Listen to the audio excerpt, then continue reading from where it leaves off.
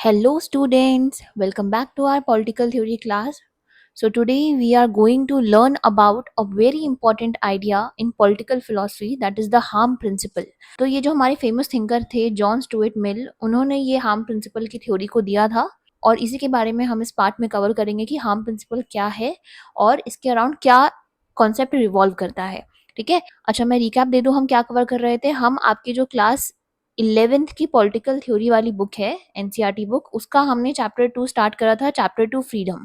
ठीक है, और इस पे काफी सारे पार्ट्स अपलोड हो चुके हैं जिसमें मैंने आइडल ऑफ फ्रीडम कवर करा दिया है, व्हाट इज फ्रीडम कवर्ड है, the source of constraint and why do we need constraint और लिबरलिज्म, ये टॉपिक्स हमने कवर कर लिए हैं। अब हमारे चैप्टर में 3 टॉपिक्स और बचे हैं, harm principal, negative and positive liberty and freedom of expression. ठीक है, तो आज हमारा जो ये पार्ट हम करेंगे इसमें हम हार्म प्रिंसिपल का जो टॉपिक है हम उसको कवर करेंगे। ठीक है, तो आओ समझते हैं कि हार्म प्रिंसिपल का मीनिंग क्या है। देखो, ये जो कॉन्सेप्ट है हार्म प्रिंसिपल, ये हमारे कौन से थिंकर ने दिया है, मैंने आपको स्टार्टिंग में ही बता दिया था चैप्टर 1 में कि हम पॉलिटिकल थ्योरी में बहुत सारे थिंकर्स के थ्रू फ्रीडम, जस्टिस, इक्वालिटी, इन आइडियाज को समझेंगे कि इन आइडियाज के ऊपर बहुत सारे थिंकर्स के क्या व्यूज थे। ठीक है, अब हमें ये समझना है कि हार्म प्रिंसिपल का कॉन्सेप्ट किसने दिया, जॉन स्टुअर्ट मिल ने। कहाँ पे दिया था, एक ऐसे था ऑन लिबर्टी, उसके ऊपर उन्होंने हार्म प्रिंसिपल के बारे में बताया। ये ध्यान रखना कि हार्म प्रिंसिपल जो है वो इंडिविजुअल की फ्रीडम से जुड़ा हुआ है। ठीक है, इस कॉन्सेप्ट को आपको फ्रीडम को ध्यान में रखते हुए समझना है। देखो, जॉन स्टुअर्ट मिल ने क्या कहा था। First point, people should be free to do anything they want as long as their actions do not cause harm others.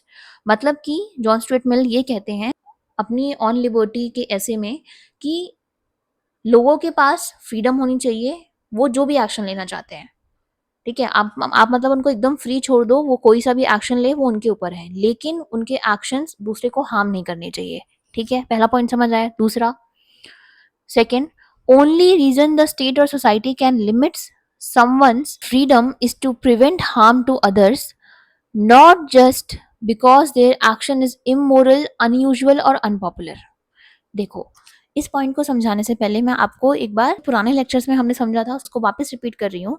देखो, हमें पता है कि इंडिविजुअल की जो फ्रीडम होती है वो एब्सोल्यूट फ्रीडम नहीं है। मतलब कि कल को किसी की फ्रीडम पे, मतलब कि कल को किसी इंडिविजुअल की फ्रीडम पे कॉन्स्ट्रेंट मतलब लिमिटेशंस लगाई जा सकती हैं कि हाँ भाई आपको एक दायरे में ही अपनी फ्रीडम को एक्सरसाइज करना है। जैसे मैंने एग्जांपल बताया था फ्रीडम ऑफ स्पीच का, कि फ्रीडम ऑफ स्पीच पे रिस्ट्रिक्शन है क्या, कि आप हेट स्पीच दे के कम्युनल वॉयलेंस नहीं क्रिएट कर सकते, रिलीजन के बेसिस पे जो वॉयलेंस होते हैं आप उनको नहीं क्रिएट कर सकते। ठीक है, तो आपके पास फ्रीडम ऑफ स्पीच है लेकिन आप हेट स्पीच नहीं दे सकते हो, तो ये कॉन्स्ट्रेंट हुआ। तो उसी पॉइंट को एक्सटेंड करते हुए यहाँ पे समझो कि जॉन स्टुअर्ट मिल ये कह रहे हैं कि इंडिविजुअल के पास फ्रीडम है कि वो कोई सा भी एक्शंस ले अनटिल एंड अनलेस वो किसी को हार्म नहीं करना चाहिए उसके एक्शंस।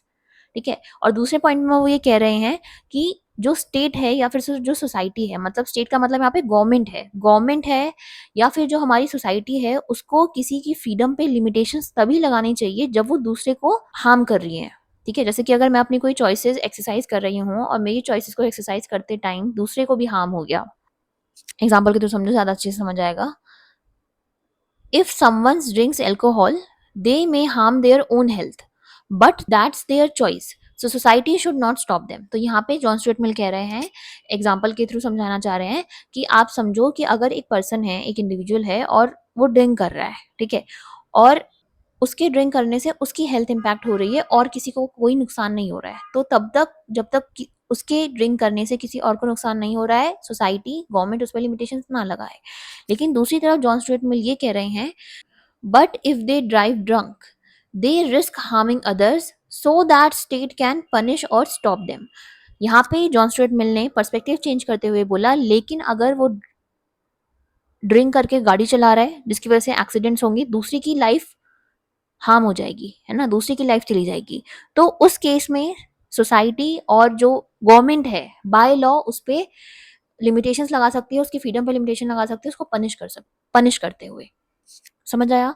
इन दोनों पॉइंट का मीनिंग ही इस एग्जांपल के थ्रू समझ आएगा कि पहला पॉइंट ये कह रहा है कि आप लोग जो भी एक्शन लेना चाहते हैं उनको करने दो, until and unless उनके एक्शन दूसरे को हार्म ना करें। ठीक है, मतलब जॉन स्टुअर्ट मिल का ये कहना है कि अगर किसी इंडिविजुअल का एक्शन किसी और को सोसाइटी में और किसी मेंबर को हार्म नहीं करता है तो आप उस पर लिमिटेशन नहीं लगाओ, अगर वो हार्म करता है तभी लिमिटेशंस लगाओ।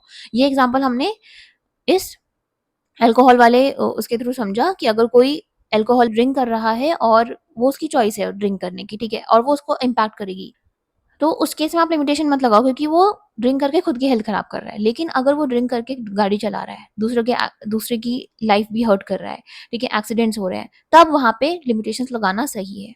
पहला ये समझ आया स्लाइड का। एक चीज ध्यान रखना, ये जो मैंने आपको पहली स्लाइड में समझाया ना हार्म प्रिंसिपल का मीनिंग, पूरे के पूरे टॉपिक में आपकी जो बुक में टॉपिक गिवन है हार्म प्रिंसिपल, उस पूरे टॉपिक में यही दिया हुआ है, यही समझाना चाह रहा है वो पूरे टॉपिक में, जो मैंने आपको पहली स्लाइड में समझा दिया। आगे जो हम समझेंगे वो आपके बुक के पॉइंट ऑफ व्यू से एग्जैक्टली नोट्स को मैंने फ्लो चार्ट में कन्वर्ट करा है उसके थ्रू समझेंगे। अदरवाइज मैंने हार्म प्रिंसिपल का बेसिक मीनिंग जो होता है विथ एग्जाम्पल मैंने आपको पहली स्लाइड में ही समझा दिया है। ठीक है, अब देखो आगे क्या गिवन है।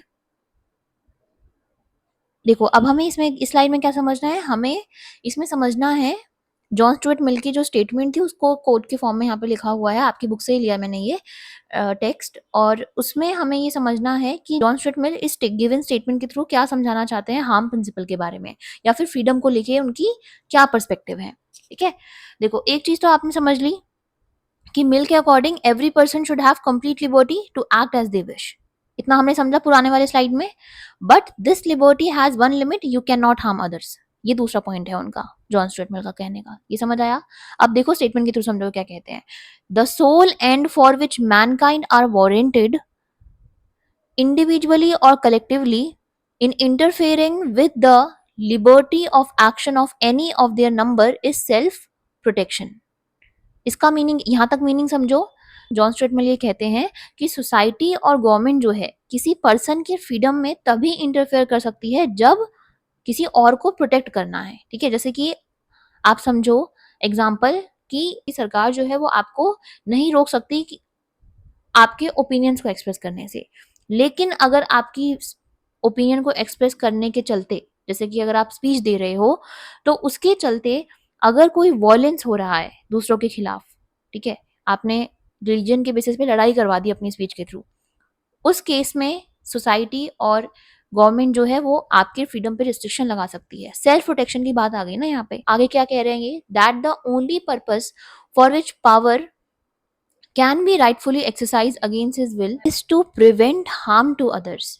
यहाँ पे क्या कहना चाह रहे हैं जॉन स्टुअर्ट मिल, अगर आपको दूसरे की फ्रीडम पे पावर एक्सरसाइज करनी है, जैसे गवर्नमेंट को अगर रिस्ट्रिक्शन लगाने हैं दूसरे की फ्रीडम पे, तो ओनली पर्पस ये होना चाहिए कि आप पे वो रिस्ट्रिक्शंस इसलिए लगा रही है क्योंकि वो आपको प्रिवेंट करना चाहती है कि आप दूसरे को हार्म ना करो। जैसे कि हमने ऊपर वाले एग्जांपल में समझा था कि अगर एक इंडिविजुअल ड्रिंक कर रहा है और वो अपनी हेल्थ इंपैक्ट कर रहा है, किसी और को नुकसान नहीं पहुंचा रहा, तब उस केस में गवर्नमेंट रिस्ट्रिक्शन नहीं लगाएगी। अगर उसने ड्रिंक करके ड्राइव करा और एक्सीडेंट्स कर रहा है, दूसरों की लाइफ हार्म कर रहा है, उस केस में गवर्नमेंट रिस्ट्रिक्शन लगा सकती है क्योंकि उसको प्रिवेंट करना है कि दूसरों को हार्म ना हो।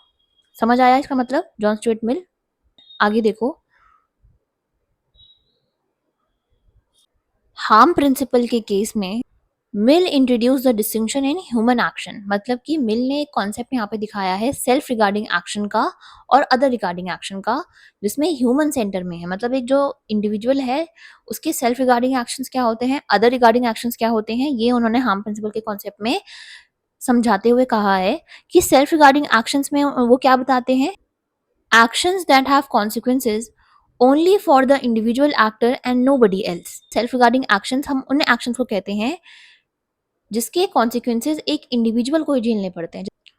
जैसे कि उस इंडिविजुअल ने ड्रिंक करा था और उसकी खुद की हेल्थ इंपैक्ट हुई, तो वो सेल्फ रिगार्डिंग एक्शन है, अभी दूसरे को वो इंपैक्ट नहीं कर रहा है वो। ठीक है, और अदर रिगार्डिंग एक्शंस क्या होते हैं, actions that also have consequences for others. अब वही इंडिविजुअल अगर ड्रिंक पे के गाड़ी चलाने लग गया तो वो दूसरे को भी इम्पैक्ट, तो वो दूसरे की लाइफ को भी इम्पैक्ट कर रहा है, तो वो अदर रिगार्डिंग एक्शंस है। समझ आया कि सेल्फ रिगार्डिंग एक्शंस ऐसे एक्शंस होते हैं जो कि एक इंडिविजुअल को खुद को इम्पैक्ट करते हैं, और अदर रिगार्डिंग एक्शंस ऐसे होते हैं जो खुद के साथ दूसरे को भी इम्पैक्ट करते हैं। And in the case of self regarding action, state और other authority has no business to interfere, मतलब कि जब तक किसी इंडिविजुअल का एक्शन उसको खुद ही इम्पैक्ट कर रहा है, ठीक है, तब तक स्टेट और कोई भी गवर्नमेंट अथॉरिटी के पास ये राइट नहीं है कि वो उस इंडिविजुअल की फ्रीडम को रिस्ट्रिक्ट करे, उसकी फ्रीडम में इंटरफेरेंस दिखाए, ठीक है। नेक्स्ट क्या है, अदर रिगार्डिंग एक्शंस के केस में पॉसिबिलिटी होती है कि एक्सटर्नल कंट्रोल देखा जा सकता है, ठीक है। जैसे कि ड्रिंक करके कार ड्राइव कर रहे हो तो आपको अगर पकड़े गए तो जेल भी हो सकती है, फाइन भी देना पड़ सकता है, तो ये एक्सटर्नल कंट्रोल हो गया जो कि बाय लॉ गवर्नमेंट ने एक्सरसाइज करा और आपकी फ्रीडम पे कॉन्स्टेंट लगाया, ठीक है। तो हार्म प्रिंसिपल के थ्रू मिल ने इंट्रोड्यूस करा डिस्टिंक्शन इन ह्यूमन एक्शन, जहां पे उन्होंने ये समझाया कुछ होते हैं सेल्फ रिगार्डिंग एक्शन, कुछ होते हैं other regarding actions. Self regarding actions वो होते हैं जिनका इम्पैक्ट उस इंडिविजुअल एक्टर के खुद के ऊपर पड़ता है, और अदर रिगार्डिंग एक्शंस ऐसे एक्शंस होते हैं जिनके कॉन्सिक्वेंसेस दूसरे के ऊपर भी देखे जा सकते हैं। In case of self regarding action, state और कोई भी अथॉरिटी के पास ये राइट नहीं होता कि वो इंडिविजुअल की फ्रीडम में इंटरफेरेंस दिखाए, लेकिन अदर रिगार्डिंग एक्शन के केस में पॉसिबिलिटी होती है कि कंट्रोल करना चाहिए बाय लॉ, क्योंकि आपको दूसरे जो मेंबर्स है सोसाइटी के उनको भी प्रोटेक्ट करके रखना है, तो उसमें गवर्नमेंट जो है इंटरफेयर कर लेती है, ठीक है। नेक्स्ट देखो, यहां से हमें क्या समझना है। अभी इसके पहले हमने क्या समझा, मिल का क्या पॉइंट था कि किसी इंडिविजुअल की फ्रीडम पे रिस्ट्रिक्शंस लगा सकते हो, लेकिन जब उस इंडिविजुअल के एक्शन के चलते सोसाइटी में और मेंबर्स को हार्म हो रहा है। अब मिल ये भी बता रहे हैं कॉन्सेप्ट में कि कुछ माइनर हार्म्स होते हैं, कुछ सीरियस हार्म होते हैं। मतलब कि उन्होंने कैटेगराइज क्यों करा, बेसिकली उनके अकॉर्डिंग जो माइनर हार्म है उसके लिए आप ऐसा मत करो कि आपने बाय लॉ जो है लोगों को पनिशमेंट दिलवा दी। अभी हम इसको समझेंगे और डिटेल में कि माइनर हार्म की क्या पनिशमेंट मिल के अकॉर्डिंग है और सीरियस हार्म क्या होता है और उसकी पनिशमेंट क्या है अकॉर्डिंग टू द मिल, ठीक है। देखो, freedom central to human life and should be limited only under special circumstances। यहाँ पे मिल ये कहना चाह रहे हैं कि फ्रीडम जो है वो इतनी ज्यादा कोर है, इतनी ज्यादा जरूरी है कि आप इसको बहुत स्पेशल सर्कमस्टांसेस में ही लिमिटेशंस लगाओ। उन्होंने ये तो बता दिया कि आपको लिमिटेशन कब लगानी है, लेकिन उन्होंने साथ में ये भी बताया कि आप ऐसा नहीं है कि आपको पता चल गया कि लिमिटेशन लगा सकते हो तो आप हर एक्शन में लिमिटेशन लगाए जा रहे हो। नहीं, हार्म भी सीरियस हार्म होता है, माइनर हार्म होता है, और आपको स्पेशल सर्कमस्टांसेस में ही इंडिविजुअल की फ्रीडम पे लिमिटेशन लगानी है। तो वो यही कह रहे हैं कि harm should be serious to justify restriction by law. According to Mill, जो भी इंडिविजुअल का एक्शन अगर सोसाइटी में किसी और मेंबर को हार्म कर रहा है, कोई नुकसान पहुंचा रहा है, और वो नुकसान जो पहुंचाया गया है वो बहुत सीरियस है, तभी उस पर रिस्ट्रिक्शंस बाय लॉ लगाए जा सकते हैं। मतलब भाई पुलिस वुलिस आए, अरेस्ट करके लेके जाए, इस केस में जब हार्म बहुत ज्यादा सीरियस हो। अब देखो माइनर हार्म क्या होता है और उसके लिए क्या करना चाहिए, और सीरियस हार्म क्या है उसके लिए क्या करना चाहिए। देखो, minor harm, first point, should not invite legal punishment but it should only provoke social disapproval, not police action. अभी जो तो पॉइंट है मैं आपको एग्जांपल के थ्रू अच्छे से समझाती हूँ। एग्जांपल समझो, that playing loud music in an apartment building may disturb others, residents can show disapproval socially, example refusing to greet and complaining, it should not involve police for such inconvenience। मतलब कि मिल ये कहना चाह रहे हैं कि जो माइनर हार्म होते हैं, जो छोटे मोटे नुकसान हो जा रहे हैं सोसाइटी में और मेंबर्स को, उनके लिए आप कोई सीरियस पनिशमेंट मत डिसाइड कर लो। जैसे कि यहाँ पे एग्जांपल देते हुए कहा है कि अगर कोई लाउड म्यूजिक बजा रहा है अपने अपार्टमेंट में, बहुत तेज तेज रात में गाने बजा रहा है जिसकी वजह से लोगों की नींद खराब हो रही है, ठीक है, और स्टडीज में दिक्कत आ रही है, तो इसको वो माइनर हार्म में कंसिडर कर रहे हैं। और मिल कह रहे हैं कि आप इसके लिए ऐसा नहीं कि आप पुलिस को बुला लो, आप सोशल डिसअप्रूवल दिखाओ। मतलब सोसाइटी जो है उस पर्सन के बारे में क्लेम कर दे सोसाइटी की कमिटीज में, या फिर उसके अगेंस्ट डिसअप्रूवल दिखाए कि चलो उससे बात नहीं करते, या फिर ग्रीट नहीं करेंगे, या फिर हम उसे किसी वेन्यूज में इनवाइट नहीं करेंगे, कुछ भी ऐसा आप सोशल डिसअप्रूवल दिखाओ, लेकिन आप उस केस में पुलिस वुलिस को मत बुलाओ।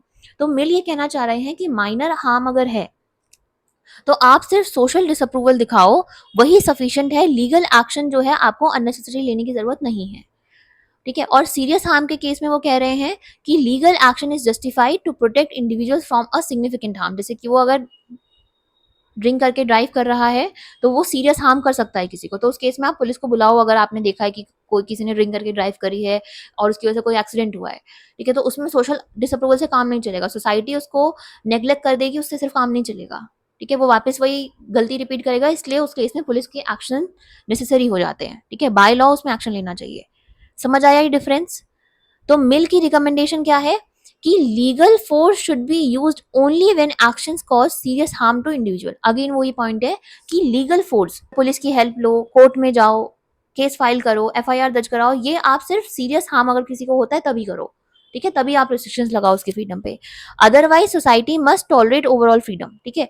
अब देखो, जो क्योंकि जॉन स्टुअर्ट मिल बहुत ज्यादा इंडिविजुअल की फ्रीडम पे फोकस कर रहे हैं, तो इसलिए उन्होंने ये पॉइंट दिया कि आप फ्रीडम में अननेसेसरी कॉन्स्टेंट नहीं लगाओ, सिर्फ स्पेशल सर्कमस्टांसेस में लगाओ, ठीक है। और फिर उन्होंने कैटेगराइज भी कर दिया कि माइनर हार्म क्या है, सीरियस हार्म क्या है। इतना समझ आया? इस वाली स्लाइड को एक बार मैं वापस से कंक्लूड करती हूँ, फिर नेक्स्ट स्लाइड भी समझेंगे, देन हमारा टॉपिक एंड है ये वाला। इस वाली स्लाइड में हमने ये समझा कि जॉन स्टुअर्ट मिल जो है वो उनका पर्सपेक्टिव हार्म प्रिंसिपल के थ्रू ये है कि किसी इंडिविजुअल की फ्रीडम पे आप कॉन्स्टेंट सिर्फ स्पेशल सर्कमस्टांसेस पे लगाओ। अलाउ तो है कॉन्स्टेंट लगाना, अगर उस इंडिविजुअल के एक्शन सोसाइटी में और मेंबर को हार्म करते हैं लगाओ, लेकिन स्पेशल सर्कमस्टांसेस में लगाओ। दूसरा वो बताते हैं कि जो भी नुकसान पहुंच रहा है, अगर वो माइनर है, माइनर हार्म हो रहा है, तो सिर्फ सोशल डिसअप्रूव करो, पुलिस एक्शंस वहां पे मत लो। अगर सीरियस हार्म है तो legal actions, police actions required होते हैं। इतना समझ आया? नेक्स्ट देखो। देखो अब यहाँ पे क्या कह रहे हैं, hate campaigns cause serious harm to the freedom of others. Hate campaigns क्या होते हैं? देखो जनरली जो हेट कैंपेन्स होते हैं, इसका मतलब होता है कि आप जानबूझ के आप जो है लोगों को इकट्ठा कर रहे हो, कुछ नेगेटिव या फिर कुछ ऐसे मैसेजेस किसी कम्युनिटी के खिलाफ फैलाना चाहते हो, या आपको कोई प्रोपोगेंडा है जिसको आप स्प्रेड करना चाहते हो, नेगेटिव सेंस में होते हैं। नेगेटिव सेंस में आप मैसेजेस को किसी ग्रुप के बेसिस, किसी ग्रुप के टूवर्ड्स, किसी कम्युनिटी या किसी आइडियोलॉजी, किसी विचारधारा को लेके आप सोसाइटी में कुछ हेट्रेड फैलाना चाहते हो, ठीक है। वो आप स्पीच के थ्रू दे फैलाते हो, या फिर आपने कोई कुछ लिखा है ऐसा बैनर्स लेके आप उसके थ्रू स्प्रेड करना चाहते हो, ठीक है, सोशल मीडिया या पोस्टर्स के थ्रू स्प्रेड करना चाहते हो, तो आप वो हेट कैंपेन्स होते हैं, ठीक है। तो ऐसे actions that causing serious harm can have constant impose. तो ऐसे एक्शन जिसकी वजह से सीरियस हार्म हो रहा है उनके ऊपर आप कॉन्स्टेंट लगा सकते हो, ठीक है। पर वहां पे साथ में ये भी ध्यान रखना है कि constant must not be so severe that they destroy freedom itself, ठीक है, कि वो फ्रीडम को डिस्ट्रॉय कर दे। मतलब कि आप ऐसे भी कॉन्स्टेंट मत लगाओ कि उसकी इंडिविजुअल की फ्रीडम जैसे राइट टू लाइफ ही चली जाए, ठीक है। एग्जांपल आप देखो कि life imprisonment for hate campaigns is too severe. मतलब अगर हेट कैंपेन्स कोई कर रहा है, कोई ग्रुप है जो हेट कैंपेन कर रहा है, तो आप पूरे के पूरे ग्रुप को लाइफ इम्प्रिजमेंट दे दोगे, वो चीज सही नहीं है। उनके लिए सुटेबल रिस्ट्रिक्शन क्या होगी?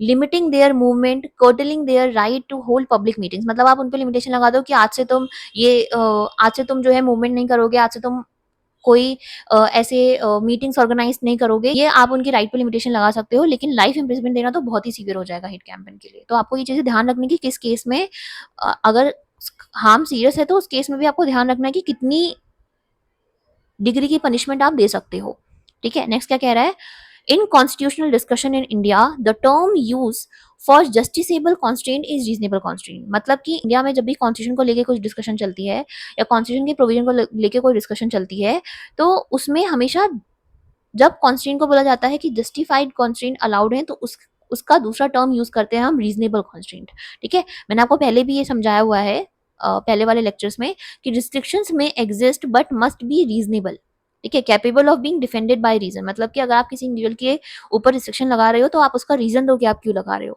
दूसरा, not excessive, should not go beyond necessity. मतलब कि जैसे कि अगर कोई हेट कैंपेन कर रहा है तो आप उसे अननेसेसरी लाइफ इम्प्रिजमेंट दे दो, वो चीज गलत हो जाएगी, बल्कि आप उसके पे ये लिमिटेशन लगा दो कि आप मूवमेंट नहीं करोगे, मीटिंग नहीं करोगे। तो वही कह रहा है कि एक्सेसिव नहीं होनी चाहिए पनिशमेंट जो भी आप दे रहे हो। Not disproportionate, should match the action being restricted. मतलब कि जो भी आपने एक्शन रिस्ट्रिक्ट करा है उससे मैच होती हुई पनिशमेंट देनी है, ठीक है। तीनों पॉइंट समझ आए? उसके बाद, if restrictions are too severe would impinge on the general condition of freedom in society. मतलब कि अगर रिस्ट्रिक्शन आपने बहुत ज्यादा सीवियर लगा दिए गए, रिस्ट्रिक्शन अलाउड हैं जब वो दूसरे को हार्म करेगा इंडिविजुअल, लेकिन अगर आपने बहुत ज्यादा सीवियर कर दिया तो जो जनरल कंडीशन होती है सोसाइटी में, कोई भी अपनी फ्रीडम को डर की वजह से अच्छे से एक्सरसाइज नहीं कर पाएगा, ठीक है। लास्ट क्या है, a habit of imposing restriction should be avoided as it is detrimental to freedom. मतलब कि मेल एक तरफ कह रहे हैं कि आप रिस्ट्रिक्शन लगा सकते हो जब वो दूसरे को हार्म करते हैं, लेकिन एक हैबिट नहीं बना लेनी है रिस्ट्रिक्शन लगाने की कि लगा सकते हैं, अलाउ कर दिया तो चलो भाई हर टाइम लगाएं। नहीं, ऐसा नहीं होगा, ठीक है। समझ आया? तो एक बार रिकैप लेते हैं कि हमने क्या पढ़ा कि हार्म प्रिंसिपल जो है वो कॉन्सेप्ट जॉन स्टुअर्ट मिल ने अपने ऐसे ऑन लिबर्टी में दिया, जिसमें वो कहते हैं कि एक इंडिविजुअल जो है उसके पास फ्रीडम होनी चाहिए वो अपने एक्शंस और चॉइसेस को एक्सरसाइज करने की, लेकिन वो दूसरे को हार्म नहीं करना चाहिए। अगर उसके एक्शन दूसरे को हार्म करते हैं तो उस केस में आप लिमिटेशंस लगा सकते हो, ठीक है, उसके कोड के थ्रू हमने ये समझा, फिर उसमें बताया हार्म प्रिंसिपल के थ्रू मिलने की कुछ सेल्फ रिगार्डिंग एक्शन होते हैं, कुछ अदर रिगार्डिंग एक्शंस होते हैं। सेल्फ रिगार्डिंग एक्शंस ऐसे एक्शंस जिनके कॉन्सिक्वेंसेस खुद पे ही आते हैं, अदर रिगार्डिंग एक्शंस जिनके कॉन्सिक्वेंसेस दूसरे पे भी देखे जा सकते हैं। सेल्फ रिगार्डिंग एक्शन में स्टेट और अथॉरिटी को अलाउ नहीं होता इंटरफेयर करने का, अदर रिगार्डिंग एक्शन में अलाउ होता है। ठीक है, माइनर हार्म, सीरियस हार्म हमने समझा। उसके बाद ओके, हेट कैंपेन्स वाला, उसके बाद हमने रीजनेबल रिस्ट्रिक्शंस देखे। ठीक है, अब जो नेक्स्ट हमारा टॉपिक आएगा वो होगा नेगेटिव एंड पॉजिटिव लिबर्टी में। अब हम नेक्स्ट पार्ट देखेंगे। मैं ट्राई करूंगी रेगुलरली आपके लिए लेक्चर्स अपलोड हो, और आप जो पुराने पार्ट्स हैं उनको भी अच्छे से देख लीजिएगा। ठीक है, और जल्दी से जैसे ये खत्म हो जाएगा चैप्टर में, इनके नोट्स आपको टेलीग्राम चैनल पे मिल जाएंगे। ठीक है, सबका लिंक मैं डिस्क्रिप्शन में डाल दे रही हूँ, और आप नोट्स भी बनाते रहा करिए। रनिंग नोट्स जो भी आपको समझ आ रहा है बनाते रहिए। ऑल्दो ये आपके लिए इनफ है, ये जो नोट्स मैंने आपको बताए हैं, लेकिन क्योंकि खुद जब आप नोट्स बनाते हो तो आपको याद जल्दी रहता है। लेक्चर के साथ साथ अगर आप नोट्स बना रहे हो रनिंग नोट्स, तो वो उसी वक्त आपको याद रहता है। ठीक है, फिर लंबे समय तक आपको पेपर के टाइम पे भी याद रहेगा कि अच्छा हमने क्या पढ़ा था इस टॉपिक में। ठीक है, पॉइंटर्स के फॉर्म में एक एक पॉइंट में आप बना लिया करो। ठीक है, अब मिलते हैं नेक्स्ट लेक्चर में। ओके।